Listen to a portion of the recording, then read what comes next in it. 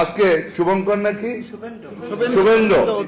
শুভেন্দু অধিকারী হুঙ্কার দেয় যে ফ্যাসিস্ট স্বৈরাচার মাফিয়া সরকার প্রধান, যিনি $237 বিলিয়ন লুটপাট করে দেশের জনগণের টাকা লুটপাট করে বিদেশে টাকা পাচার করেছে, যিনি হাজার হাজার নেতা কর্মীকে পাখির মতো গুলি করে হত্যা করেছে, যিনি শাপলা চত্বরে 5ই মে আলেম সমাজকে গুলি করেছে, যিনি আমাদের দক্ষ দেশপ্রেমিক সেনাবাহিনী 57 জন অফিসারকে পরিকল্পিতভাবে গুলি করে হত্যা করেছে, জুলাই আগস্টে 1000 ছাত্র জনতাকে হত্যা করেছে, সে হত্যাকারীকে শুভঙ্কর বলছে সিলেট শাহজালাল বিমানবন্দরে উনি আসবে, আমরা নাকি তাকে স্যালুট দিয়ে নিয়ে আসবো, অভ্যর্থনা জানাবো।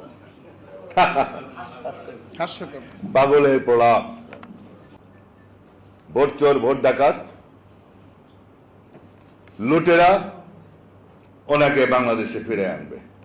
বাংলাদেশে অবাধ সুষ্ঠু নির্বাচনের মধ্য দিয়ে বিদেশি, ইউরোপিয়ান ইউনিয়ন সকলের কাছে স্বীকৃত একটি সুষ্ঠু অবাধ নির্বাচনের মধ্য দিয়ে বাংলাদেশে আমাদের প্রিয় নেতা তারেক রহমান প্রধানমন্ত্রী নির্বাচিত হয়েছে। একটি জাতীয়ভাবে স্বীকৃত সরকার রয়েছে, একটি গণতান্ত্রিক সরকার প্রতিষ্ঠিত হয়েছে। উনি এখানে বৈধ প্রধানমন্ত্রী বলে শেখ হাসিনারে। বাংলাদেশের জনগণ ঘুমিয়ে থাকবে।